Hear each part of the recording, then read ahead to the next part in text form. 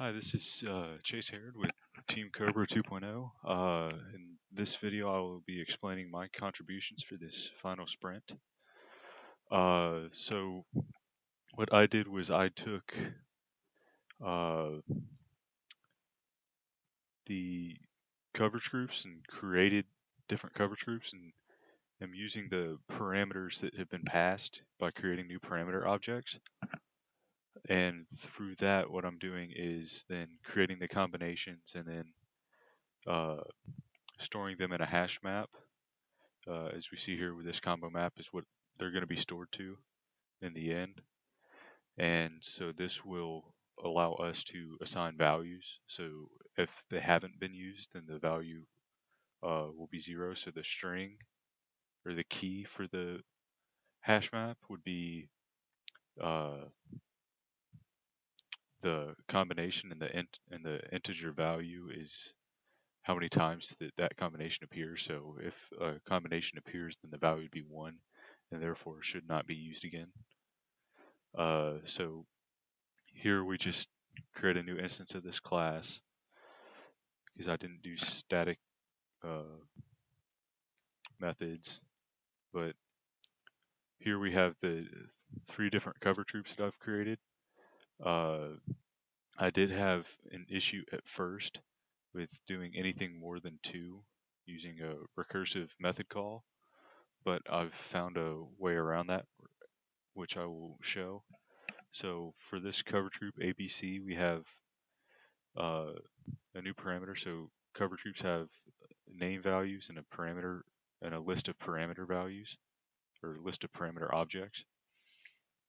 So for this one, we're creating a new array list of parameters. So we have our first parameter, which is going to be called, or the first parameter that is taken is A.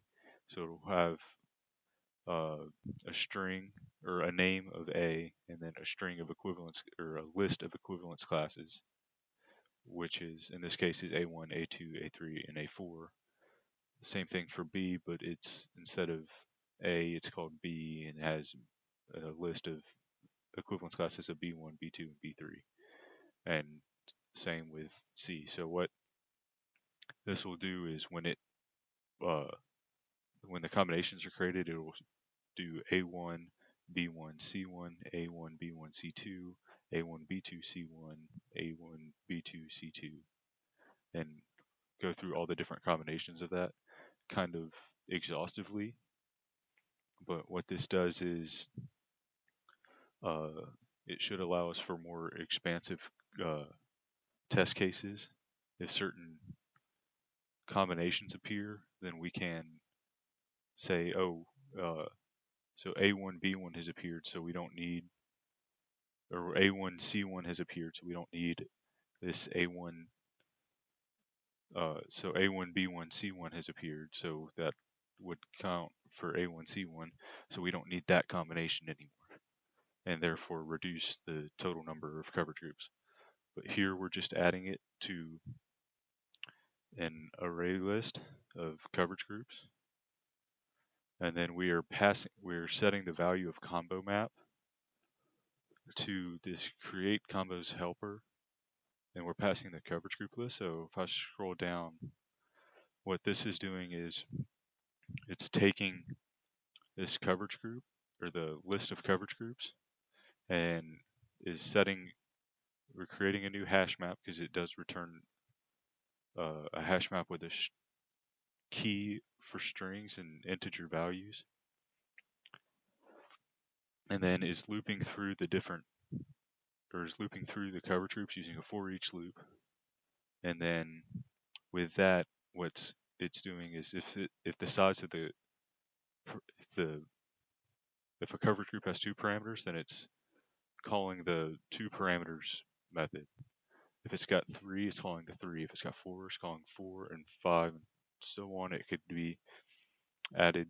There could be more added.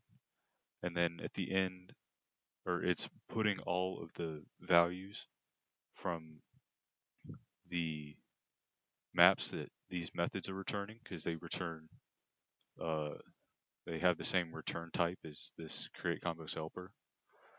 So it will return it and then put all of the string value or the key value pairs and that is being returned into this combo map, and then is returning the combo map. And I just have this system out println here just to kind of separate the two or all the different coverage group combinations.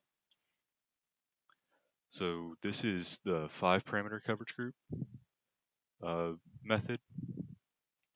So what it's doing is it's going through uh, the first parameter and then is assigning that to a string. Just make these statements down here much less cluttered. But what it's doing is, I'll show it for the 4.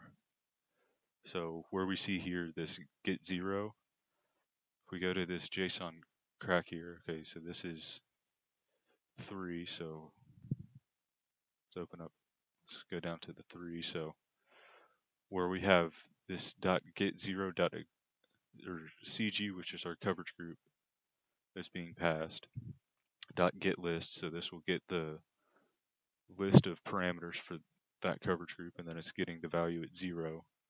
So the first parameter in that parameter list, and is getting the size of the equivalence classes, which is how many times that it's going to iterate through. So what this is saying, so string param1 will be, in this case, we go here, so parameter, so A would be the first parameter. So what it's doing then is at A, so this would be A, so the parameter A, and then it's getting the equivalence classes, then getting the value at I. So if I is 0, then it'll be, so that param1 is going to be A1. If I is 2, it would be A2. And so what this is doing, so for the second one, it's kind of the same thing, except instead of looping through the first parameter where we're getting 0 and here for the I for loop, and this second for loop we're getting the parameter of B. So it would have 3 different equivalence classes, so B1, B2, and B3. So what that will then do is loop through param2 would be similar to param1. So if J is 1, then it'd be B1. If J is 2, or if J is 0, it'd be B1. J is 1, it'd be B2. J is 2, it'd be B3, and so on. If you have more equivalence classes and whatnot. And then what it will then do is put that value into the combo map with a value of 1, saying that it has appeared, or this has come up in the test case. And then it'll just print out that combination so that I can see that it's creating those combos and everything's kind of working the way it's supposed to in terms of creating the combinations for each parameter. And then at the end, it just returns the combo map. And the 2 parameters is just going, so it would just be A or B. So it would only go through A and B. It wouldn't do anything for C. For if we had, in this case, D, then it would loop through everything in D. So 4's just got an extra nested loop, and 5 is, compared to 3, just got 2 extra nested loops. So if I go ahead and run it, then what it should do is loop through once it runs.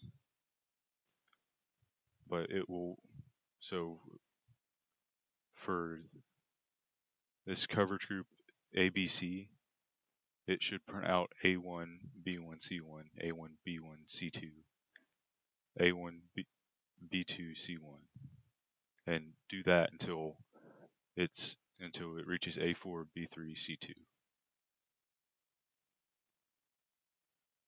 So as we can see here, it's A1, B1, C1, all the way through to A4, B3, C2. And it does the same thing for each value in this fourth coverage group, or this second coverage group of B, C, D, E. So it's printing out B1, C1, B1, C2, each of the values going from the last parameter to the first incrementing, which is about 48, I think. So we've got 2 times 2, so that's 4 combinations times 3 is 12, so 36 different combinations for this coverage group BCDE, and there'd be 4 for this last one of AC, and 24 for ABC. So as we see here, it will print out the total number of combinations, which we see here with this uh, print line statement, where it's getting the combo map dot size, and then this last method here, which is this termination case, is a way to check to see if all values have been used. So as I said earlier, the value, if the value of each key is 1, then what it will do is say, okay, so all these combinations have been used, so we can go ahead and stop creating more combination, or stop adding these, stop testing these. So what I've done here is just, if the, so it loops through the different strings or the different keys in the map key set. So it'd do A1, B1, C1. Okay, is the value of that 1? If so, then it adds to this count of combinations. And so what it does is, if the count of the combinations is equal to the size of the map that we've passed, so it would be the combo map early from previously, then it will just say all combinations have been used, and at the moment it's just a system.exit with a successful termination input. And that is about it. Thank you.